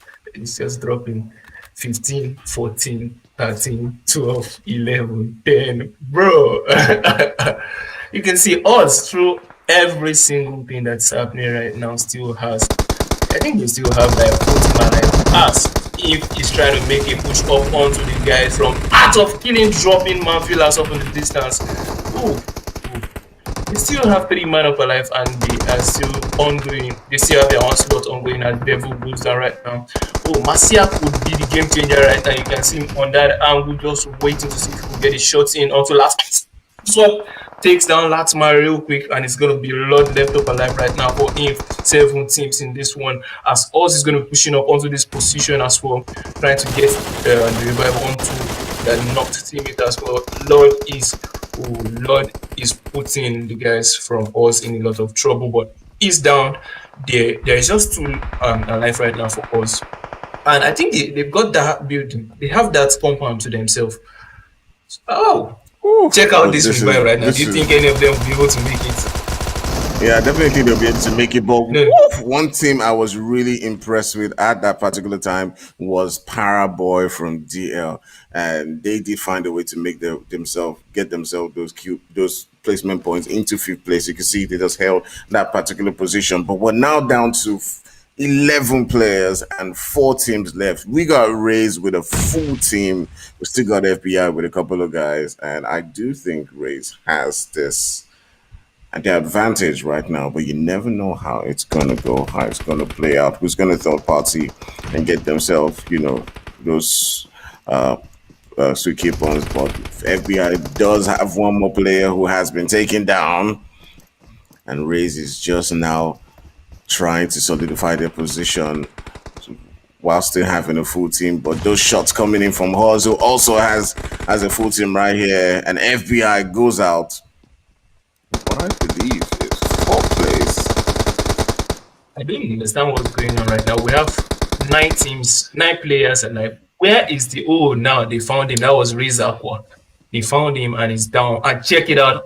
Sending 1 man to the left, and the remaining 3 man pushing in hard, trying to find Oh, Yonkers is doing it again. Again, They're bro. doing it again. I kept looking for that last player. I was just wondering where was he, and they did it again. They did it again. They did it Bruh. again. Oh my goodness. Bro. These guys, Not these guys again. definitely, these guys definitely know how to get themselves up that leaderboard. He was reviving and healing in the zone all that time. While the fights were going on, Oh, he was just man. healing outside. Oh my goodness. But we do have to acknowledge the guys from Horse getting Was themselves also 18 kills, the same amount 18 of kills. points that Yonkers had and kill points in the first one. So that is really impressive from Horse coming in aggressive in this particular game. We did see them a little bit in the first game in Erangel. And yeah, how do you think it's going to shape up for them now that they've won with this amount of kill points? I do think this takes them all the way to second place, especially since Yonkers came second. Definitely. Definitely. Well, I looking at this right now, I think Yonkers is going to still be in the first place cumulatively, as us will probably be in the second place right now, just really tailgating them as well. And yeah, passing it over to Esprosi. I mean, that was quite a little bit of a surprise there. I don't know how Yonkers actually made it up there to placements. I mean, that I don't know. For me, that strat, I've seen it so many times. Really, we've seen it so many times in Umzansi. We've seen it so many times actually also in other matches, and it gives me anxiety to just sit in the zone and just worry about midding. And if you mess up any single timing, that's it. There's nothing else you can do. Like, what do? You just die. So running out of meds there, but either way, Yonkers, I think that's a beautiful sort of testament to what they've been doing. You know, we saw that in the first week as well. They weren't necessarily the team pulling out the wins every single map, but they were consistently in that top 4, that top 2, top 5. And yeah, that overall leaderboard at the end of the day is going to be interesting. But for now, talking about leaderboards, let's talk about this one as we look at it. I mean, you can see Yonkers there. They only had 3 kills, but they got those 12 placement points from coming second. Ultimately, the Umzansi Esports up at the top there with 18 kills, taking a page out of Yonkers' book and saying, "Hey, we can do that too. Don't worry. We'll take a look at it." Yeah, that's wow. So, guys, I mean, talk to me about it. Was this what you guys were expecting going into Sanhok? Going into Sanhok, I was not really expecting Hawes to, come out with 18 kills. I was definitely going to see another team, but being able to replicate that performance on the same day as Yonkers is not something I was expecting, and it definitely shows you that this lobby is full of so many different amazing teams, and yeah, it just depends on if they do get that lock or they're in the right position to get those kills, and yeah, also shown that they're not just an underdog. They're here to they're here to fight. And Viper, I'm going to ask you, what do you think was the secret to their success on a map like Sanhok, which we know it's a very difficult map to navigate? I think us pretty much did something quite similar to what Yonkers did in first game. They stuck together, covered each other, handled every angle. You could see they didn't take a fight for too long. They were in and out, just like the flash, just getting in, getting out, and getting the kills, getting that placement. And it's also what they mentioned with these Yonkers guys coming in every single time with the med strats. That is just absolutely beautiful. Yeah, like I said, I applaud that, because for me that's just anxiety. I could never do that. It's such a crazy strat to pull off. But I mean, if you have no choice, you have no choice, right? Either way, Yonkers going to be taking that second place, and we've got some interesting couple of potential winners here. So once again, the question stands and begs itself: are we going to have 3 separate winners tonight? Again, same as first week?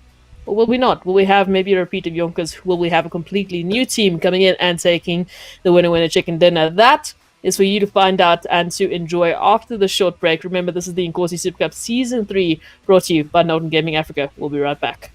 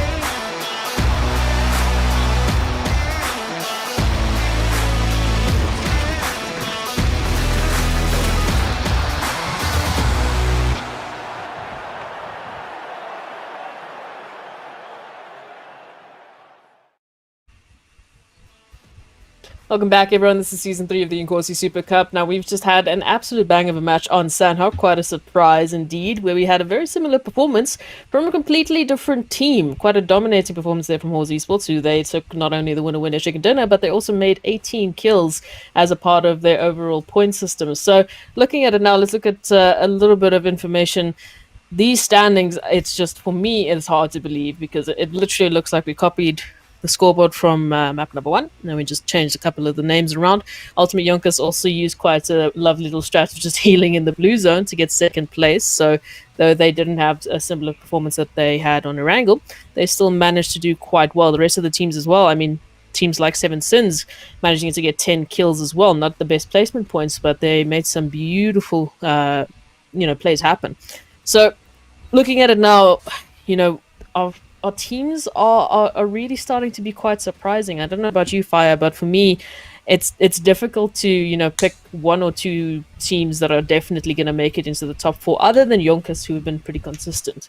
For you, any other teams that are standing out? Definitely, it's Horus. Of course, coming in without winning chicken dinner and having himself 18 kills. But the highlight for me in that game was obviously still Yonkers. While Raze and Horus were fighting and battling it out, I just kept looking at the game because I saw 3 teams. I just kept checking. Where's I mean, I see 2 teams. Where's the last? Where's the other guy? But then Race dies, and then all of a sudden we see Yonkers again doing it. With God knows how many men they get to themselves that It's second spot. insane. And I Yeah. mean, looking at the schedule here, we've got one more map. So we've got one more opportunity potentially for Yonkers to do it again, potentially for, some other teams to come through and actually give a better performance to take that winner. And Miramar back to the 8x8 blocks that we all know and we love, but also back to a lot more opportunities to potentially get those points to get yourself closer and closer to that prize pool.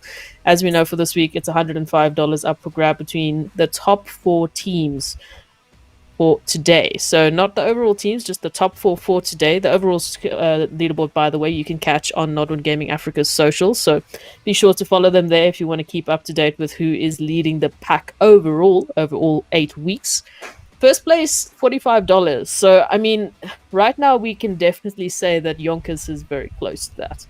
They're the one team that, took our first winner chicken dinner, and they came second in the second map. So surely they're up for grabs for that prize pool, but I don't know. I feel like we've still got a couple surprises coming through, especially if teams are just, throwing 18 kills out of the bag like it's nothing, like they can just do it whenever they feel like it. And, this is where it starts. This is how you get to Umzansi. This is the first stepping stone. It is the Inkosi Super Cup. So, for me, I think this really shows that we've got a lot more talent out there, a lot more talent that can potentially compete with, the big teams, the team names that we all know and love. So we were talking a little bit about, some of the teams that we saw. We saw quite a lot of entrants from Somalia in particular. Pa, I know you wanted to mention a little bit about that. Yeah, I mean, we're now beginning to see a lot more teams from different regions do well, and that's really interesting to see. So yeah, it's lovely to see more teams now come in this week, and we had about 180 teams, if I recall, register for this week, and it's really interesting because all these guys are trying to battle their way up to Umzansi, for that big prize pool, prize pool to compete with the best, So yeah, it's lovely to see different regions now come in and prove that they're not just underdogs; they're ready to take that big pie. Yeah, and I mean, for me, it's a great opportunity because we get a lot more potentially Western African continents, coming through and entering. I mean, currently, if we look at Mzansi, we've got so many teams from Nigeria, so many teams from South Africa, so many teams from Madagascar even entered currently, and then you've got those very few teams like Pain Africa, one of the teams there from Somalia, who actually took 2 chicken dinners in a row last week in Umzansi. So for me, it just shows that there's more potential for more teams to, infiltrate, more countries to come through, so that we have, better representation, not only of, the entire continent, but also of the talent that's out there, because clearly there's a lot of talent. So for me, I really want to see these teams shine. I want to see people make their names, show us what they've got. And again keep coming back every week after every week. There's 8 weeks in total. We're already on the second week, and you have to register for each week separately. So please be sure to do that. So hopefully, we go from 184 teams registered to many, many more. It's always a good thing to see. Viper, tell me something. For you, what do you think stands out the most in terms of the overall strategy that these teams are taking? What do you think seems to be the meta, as we call it? Um, Looking at the two games that we've seen today, I've noticed a couple of things with leading teams right now. I'm going to start with us.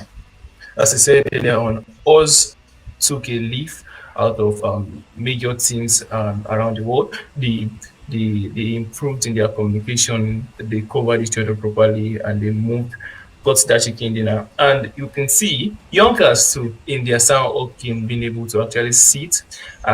These are strats that are used around the world in events that tier one world events, and it shows that they're actually doing a lot of work and they are putting this work to practice, and this is actually working for them. So definitely it comes to tell that if you put in the work, it is definitely going to give you results.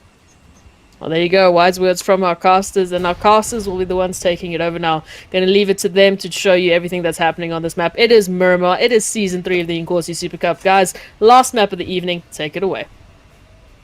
Yeah, definitely. It's the last map of the evening. It has been an absolute blast. We're down to our final game. It's a Miramar map where you usually see different teams just spread out, get out, loot. But you know how Miramar is always, whether you're at a distance, you could be getting shot all the way from, mountain 100 or 200 meters away.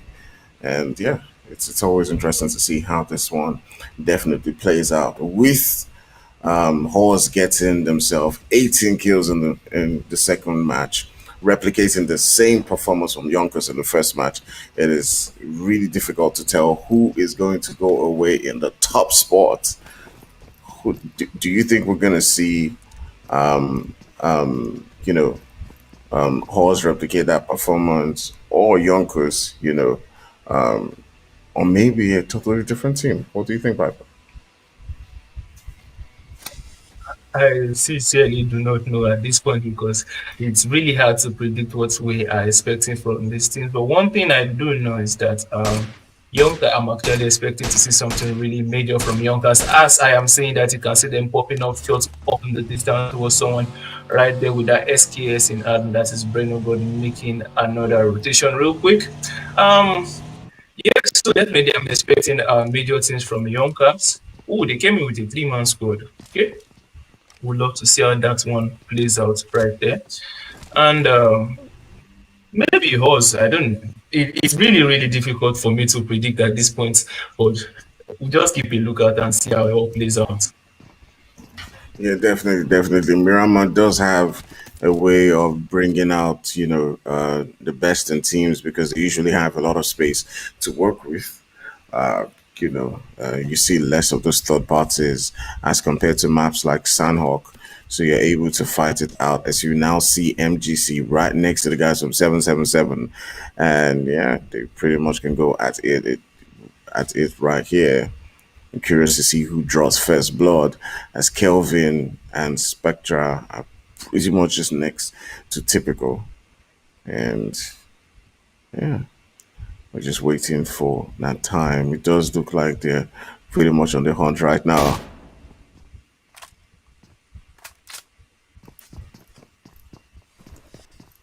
It's about to say these guys are pretty much on top of each other, but I just remember that this is Miramar and the map, mini map could be a bit deceiving. They look so close, but yet so far. you, Yeah, you see definitely what them it really is. close on the mini map, and then you scroll in. Yeah, definitely what it is. You can see at some point in time it did look like typical was just right next to Spectra, but he was actually at a safe distance away. So right here we have Hype, we've got AOK. It does look like they've drawn first blood already onto a player who is going to get revived. I can actually see that name, but Yeah, it does look like score. Is So it's Urios just on top of that tank? uh I'm not even sure how he would get there with the weapon. No, Oh, my I bad. don't No, think he's so. not. He's actually at a safe distance away from the team. All right, so that other fight has now begun to kick in as Typical gets a knock right there. But he's also the return fire also does take him down. As MGC Legacy does take him down right there. We also see on the other side AOK getting into some action of their own. Ooh, Legacy trying to get that confirmed. So both parties just able to exchange, but then they're able to get that revive onto Spectra. So 777 is sort of in that disadvantage as they look to get that revive on. It's curious to see if a push will be going on as Jeff is just trying to rotate into a spot where he can actually get the revive. But Legacy and Kelvin and the rest do look like they're circling around that position right now, just trying to get to Jeff. I think 777 needs to gather a lot more information right now, because now would be a perfect time for the rest of the guys from 777 right behind Legacy to actually make a push on, try to get the sandwich in onto MGC right there. That would have been perfect. If the two guys on that other side decide to push in on the solo man, that's Legacy right there, they could actually turn this game around, as Jeff and Typical will be holding this angle right there, but you can see them trying to fish with some grenades. Jeff might be running into that one. He's got to be careful on that one real quick. I think Spectra wants to make a push in. They are taking it quite slow. Kevin has his back exposed right there to some 777 right at his back, but he's got to be careful. And man, I don't know. Early games like this, everyone is really trying to be careful. You don't want to get taken out. Ooh, with that Winchester 94, he has been doing a lot of damage with that weapon. Yeah, definitely putting in a lot of damage from the distance right there. As you see Legacy trying to pop some shots onto the guys from 777. They're holding that particular spot in the building and they're taking on shots from different angles. That's why you see them just trying to be careful and not come out of the building and attack the guys from MGC. MGC does have like a really good formation as Spectre is looking to push onto their position. The nades are going out all the way to Typical and Jeff, and it does seem like a really tough one for them. What could turn this game around is if the players all the way on the other side of the map do push onto Legacy, take him out, Exactly. thereby opening up this fight between Spectra and Kelvin and changing the entire game for them. And that's one of the things you do love about Miramar, because fights in Miramar do tend to open things up for you. You have a lot of space, less opportunities for third parties, and yeah, you do see them now getting much more confident as they have taken down one player. If they do jump down from this building, as you can see, Jeff is now deciding to get into that particular one, taking in some shots from another end. And Legacy does take down one player who had pushed him, taking down two players actually. He found a way to turn it around as it is now left with just Typical. Oof. That went sideways real quick, bro. Real fast, extremely fast. It's just Legacy left up alive. I said Legacy. It's just Typical left up alive for 777 now. As SGC still got 3 man in that angle looking to push it. The 4th man off in the distance, also trying to make his way towards this position. You can see Typical, can he make this clutch dropping Legacy as he push up to this position? Man, that is one down. Will he be able to clutch? Are we going to see a clutch moment right now? Spectra with the UMP in hand as Kevin makes his way around to see if he could get the revive real quick, but Typical is just playing it quite slow. He's stopping, going for him. He takes it, Spectra. That is 2 down, 2 left, bro. Oh, he just blindsided himself for that run, and Kelvin takes him out. MGC is gonna lose just one player from that one. Kelvin's lose one player from that. Yeah, that was epic. For a moment, I thought he was gonna clutch it. Yeah, definitely, definitely. I did feel the same too. I did think like he was going to clutch that particular one, but Kelvin coming in with the Uzi, and definitely you got to pull up something special to defeat an Uzi in CQC. Yeah, but definitely let's take our sights on to Vibe, who's another team who is coming this week, and did have a good performance in the first game, coming in second place. It's curious to see how they do, but they've lost one player right now. They're up against another team, and yeah, it's curious to see how they now perform. If they do want to get themselves into that top spot, they need to push up onto Ebola and Co. Nice name there, Ebola. Real nice. Real nice. Ebola. That was something. Man. We see a lot Yeah, of these teams set up taking shots at each other, trying to see if they could get the opening up. As Pipe is actually making a push closer towards his position, and Ebola have gotten flanked. Ooh, I think Ebola just got flanked by Page. And he's about to get taken out of the situation right now. You can see Phoenix. Oh, that is going to be Ebola going down real quick to red dots. And the push is coming in right there from Kenny, making the distance between them a lot closer right now. Will Trickshot be able to pull out in this particular moment right now? Would love to see it. Probably he'll be able to bounce a grenade off the edge of that vehicle, get it into red dot, making that push onto his position. He's got to be careful. Red dot is making that flank. It's a 2v1 situation coming in right now. You can see Kenny trying to get that shot in. Kenny is in a whole lot of trouble, and that is a nice push coming in from Dablo from an off angle. Even of the fight right now, bro. White cards, they really change. They change the tempo of the game at times. They just come where you don't expect. Yeah, definitely, definitely. I did feel like they were at the losing end at some particular point in time, but he just came into that particular one, and now it is just left with Phoenix up, and pretty much a 1v1 right now between Ebola and Phoenix, and Phoenix is going to be pushing up onto this one. It is Vibe trying to make sure he gets out. He knows the position. The nade's going out, and who's going to win this one? And Phoenix gets that lobby, and is able to rescue his team right here. He's going to be reviving Kenny. They've lost two players, but they're still in the game so far, so that gives them an opportunity to go on and survive during the game. Let's take our sights onto Hawes, who were the winners of our second game. What do you think about this team so far? I mean, I haven't seen a lot of them in competitions, but to see a team come in the second week and do as well as they are doing, I mean, they definitely do have some experience that we haven't seen. Yeah, definitely. I feel like we just need to expand our horizons a little bit more. Probably they had like a whole league going on somewhere that they had enough practicing, because this is top. They brought in top-notch game player the last game right there, and right now they seem to be positioning. We are quite familiar with this map, and you can see them using the use the vehicles to their advantage. You can see a lot of body out there. That is definitely the vehicle to use in Miramar, I must say.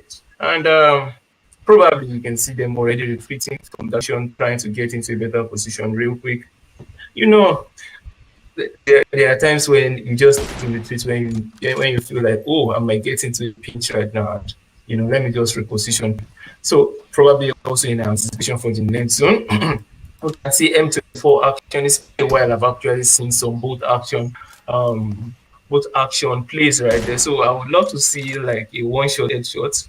As I always say, there are two things I actually fear in this game. Number one on that list is that it's grenade. Grenade could take out 4 players at a time. And then the second is that bolt action.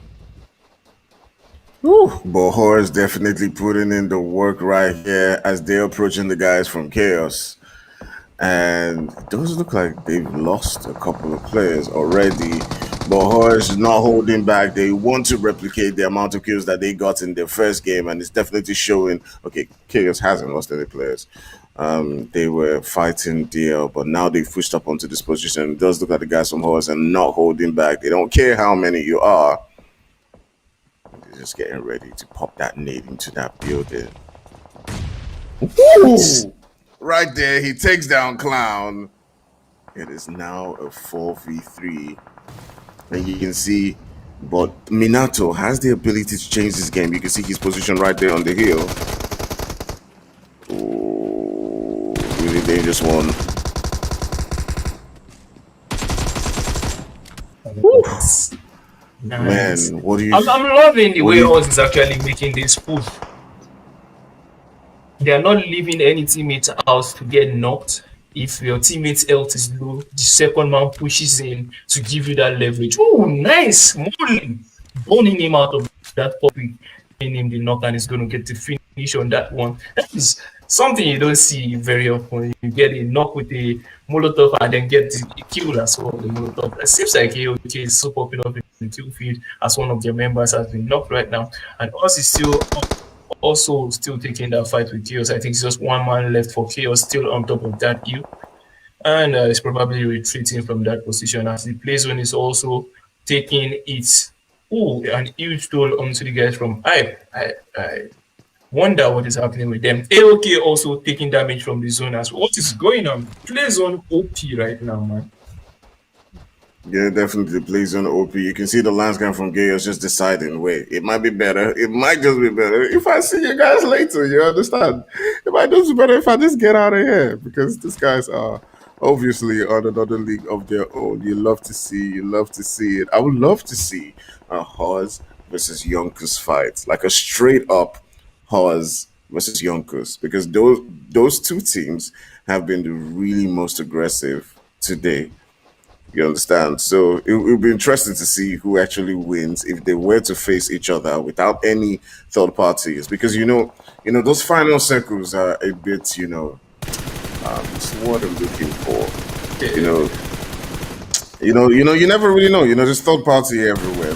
But I just wish like they just face themselves without any obstruction. And just battle it out and let's see. Yeah, exactly. It's unpredictable in the final circle, but it'd be nice to see them, face each other without any of those obstructions. But Hoa is getting into the fight again, courtesy of Outlaw. They already have 5 kills to their name, so if they're looking to replicate the battle they had in the second game, then they just need 13 kills. Man, this is a team that's not stopping. It seems like they are actually on their way to make it, as AOK and Yonkers are currently facing off right now. Jabot already knocked 3-man squad from Yonkers. They've been handling themselves quite well. 0 kills right now. Still 15 teams alive. That's still a lot of teams, man. And you can see AOK just taking up all the angles, finding that high ground, making sure they have eyes onto the enemies, as Devil is going to take down the last man from Hype right there. He's got eyes on top of SG as well off on the distance, but got to be careful onto that one, because if he gets greedy, he might get taken down right there. But right off in this distance, just right in front of him, he's about to expose himself to us. Man, I don't know. I wouldn't want to be this man right now. To get into this zone is going to be a tough one for him. You can see us already spotting him off in the distance, taking the shot at Yonkers, and Art of Killing are still going at it. Game of Buildings. Yes, man. I could just, man, everyone just knows how to conserve their bullet. You see, they knock with 1 round and then finish the bullet with your bullets. Exactly, definitely what it is. As you see, the two teams who were outstanding last week, AOK and Yonkers, just going at each other right there. It'll be interesting to see how Yonkers finds a way to get themselves those lovely placement points and see off the top of the table right here. But if any team's looking to get into that particular spot and take that number 1 from Yonkers, they do have to actually take them out quite early on. from this game right now, especially since they do not have any coupons. But you see Yonkers already just getting out of that position. We talked about this a lot of times about their gameplay, focusing on getting into that final circle, and that's definitely what they're doing right now. And I do believe a lot of teams need to learn from that. Jebot and Co. They don't linger too long outside the zone.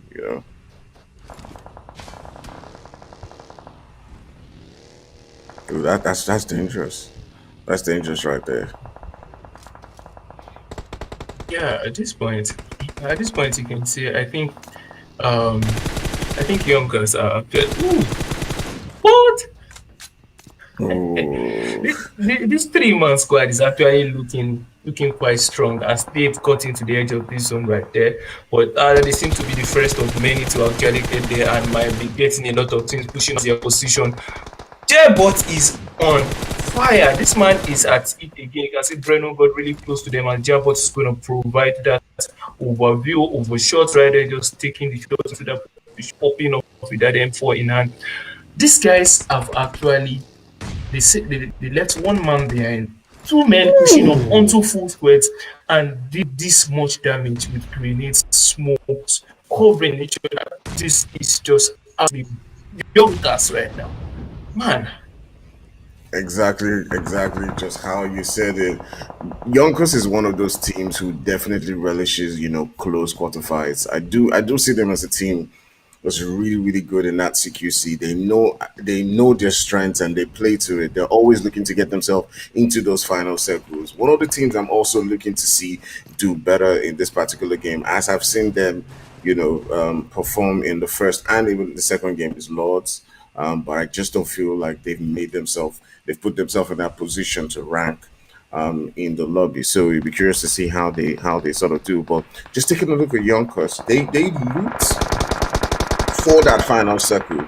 You can see they're covering they're in the zone, but they're using the smokes to cover, to provide cover for them from different angles, and it makes it really difficult for teams to pop shots onto them. But you can see 7 AOK now sending those shots onto Breno God, and will he be able to get that thirst? Because they have to take out this team to give them that opportunity on the leaderboard. So that's definitely the team they'll be looking to take out right there.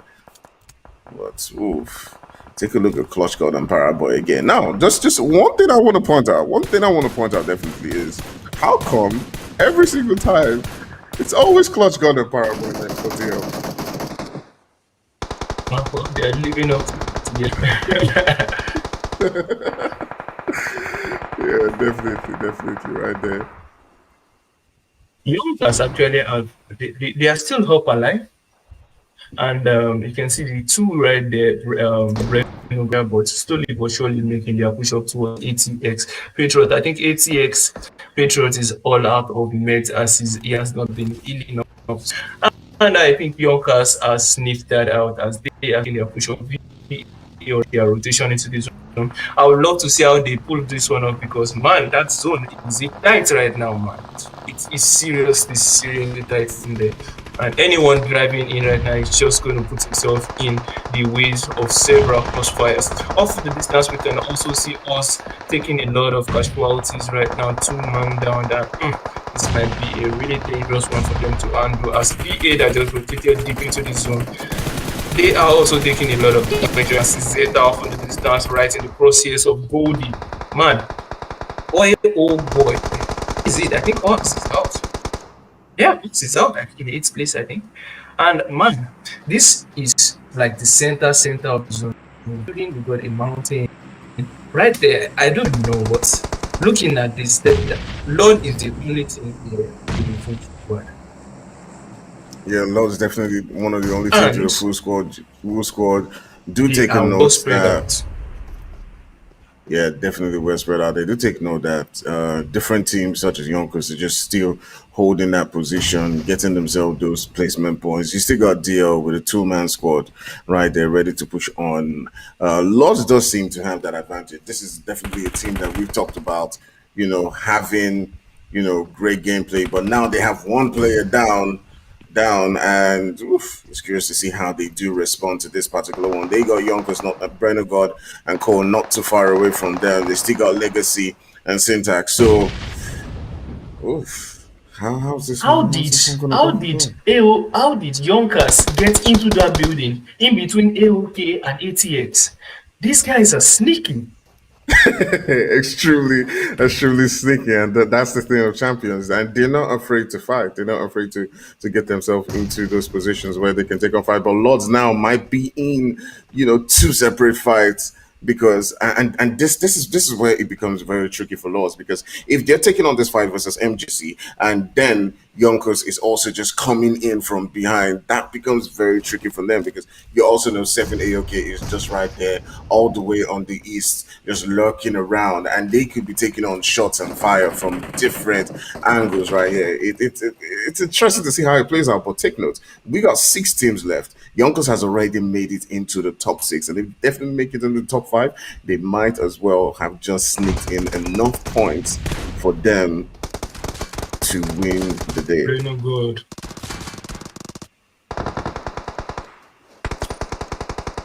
Man, it's that is going to be Yonkers out in 6th place right now, and this particular game is just waiting to open up as the knocks are coming in one year after the other. And you can see most of these guys are just looking for an opening, looking for an opportunity to make that push into the zone, out of feeling not making any rush right now. You can see them just chilling at that little shack they've got right there, looking to see if they could pick up any kills right there. They actually been able to pick up a couple of kills, and Lord still looking quite pretty in their building right there, as the Clutch God Paraboy is also making their push slowly but surely onto ATX off from the distance. We still got 5 teams alive, and this is the end game right there. Man, AOK with 1 kill, and it's looking bleak really. Yeah, it's definitely looking big. We Smart got Clutch move God there. right here, who is taking away the one, but that nade! Woo! That nade taking out a couple of players. I'm not really sure who threw those nades. I'm not really sure. But now, just take a look at that zone coming in, sweeping out different teams. And it's just Paraboy who is left for his team. He's done a lot of work dragging his team all the way into that top 5, but he's outside the zone. He's got to find a way to make it in. And it's in a really tough spot right here. Ooh, Lords, who we did mention having a full team, is out. Some part of me actually wants to give this to Paraboy. Oh my goodness. If he has a nade right now, X is going to be in trouble.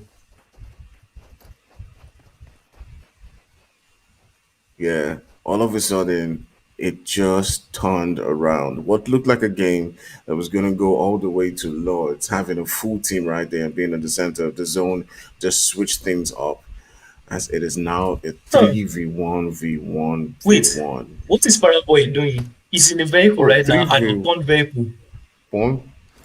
This is another strat, bro. No one is going to think someone is sitting inside this vehicle at this moment. Wait, I'm not really sure what's going on, but he's seated inside the open vehicle. I see his leg. This is what I'm talking about. This is some 200 IQ plays coming in right now. These guys are going to keep fighting it out. Probably even run past him.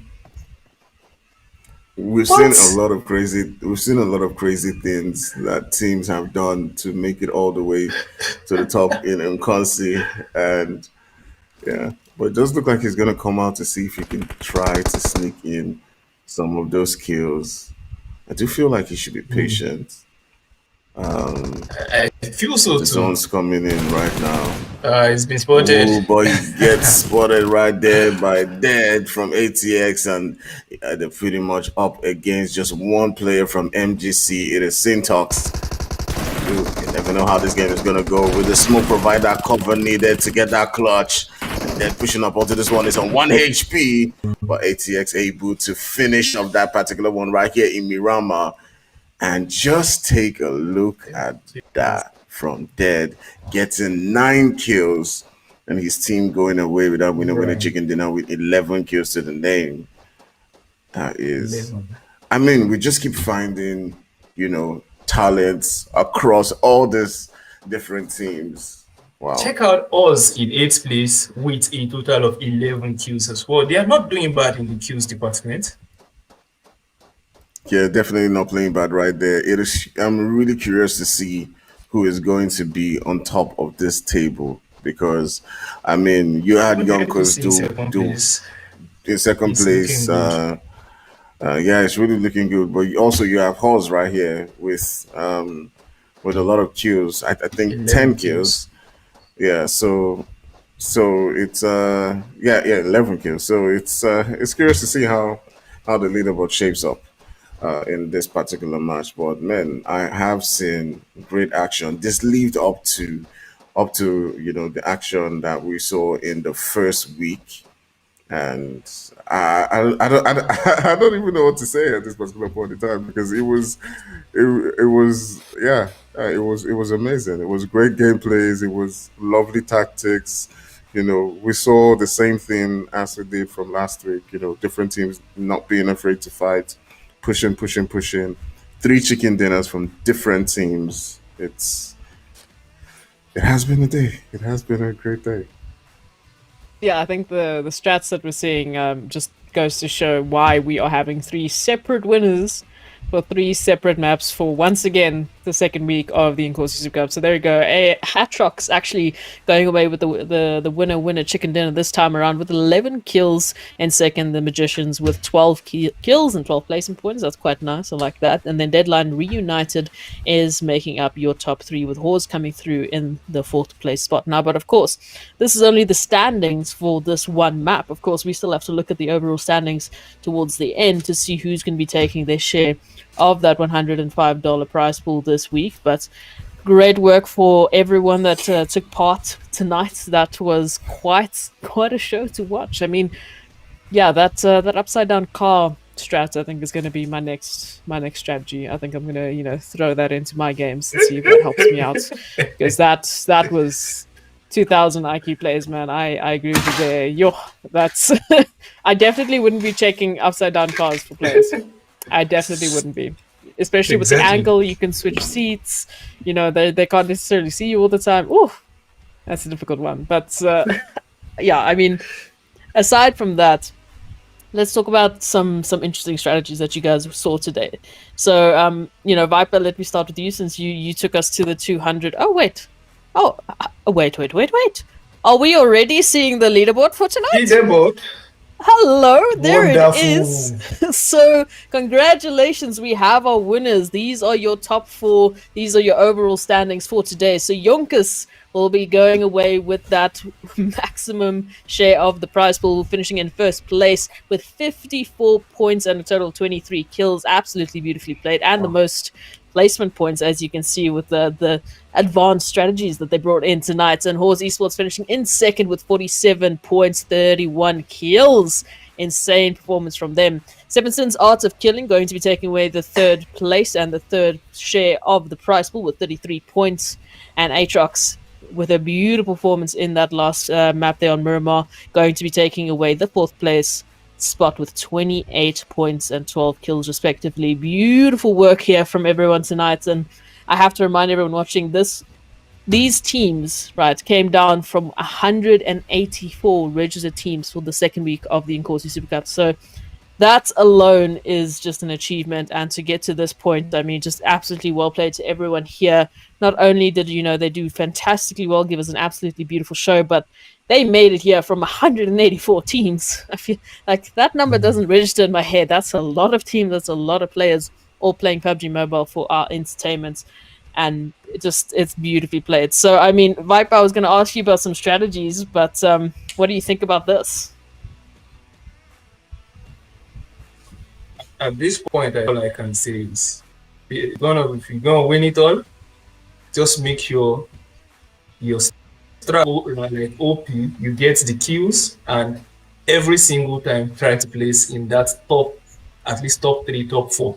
Because basically, look at it today, I feel Yonkers know, okay, Sanhok might not be our best map, or we can pull up a strat in which every single game will finish in second place. And they've actually been. So that is just it. Just sit and analyze what you can work with, analyze what your team strengths are, know your weaknesses, and build strategies to actually block out those weaknesses, and you see it work magic. Well, there it is. I mean, week 2 was an absolute cracker. Fire, any, what's the one moment I think you would say from tonight that's really showcased the talent that we've got signing up week after week? Definitely it was that second match in Sanhok, where we just kept looking for who was that other team, and then all the way, voila, just like a magician pulling the rabbit out of his hat. We saw Yonkers just reviving. They probably had 15 minutes right there. So yeah, that definitely was my highlight of the day because that one definitely shocked me. I mean, we had talked about different moves like that, but I did not expect to see that actually happened. And then yeah, for me, it just goes to show, if you can get the kills, get the placement points at all costs. So yeah, they did that. They showed consistency really does matter, no matter how little it is. Well, that is week 2 basically coming to a close. So, for those of you who are interested in the overall leaderboard, so the combined standings of week 1 and week 2 as we go along through this 8-week journey, you can catch all of those standings on Nodwin Gaming Africa's socials. So, be sure to follow them on all of their socials: Instagram, Twitter, Facebook. They're pretty much everywhere, guys. You can search them, you will find them. So, go and follow them to make sure you're up to date, and be sure to register for week 3 of the season 3 of the Inkosi Super Cup. It's going to be a cracker, and as you can see, there are a lot of teams, and there's also some fantastic money up for grabs. This is the starter. This is how you get into everything. So please, your stepping stone starts here. Go and register next week. We hope to see you once again. This is season 3 of the Inkosi Super Cup, brought to you by Northern Gaming Africa. Thank you so much for joining us, and we'll see you next week.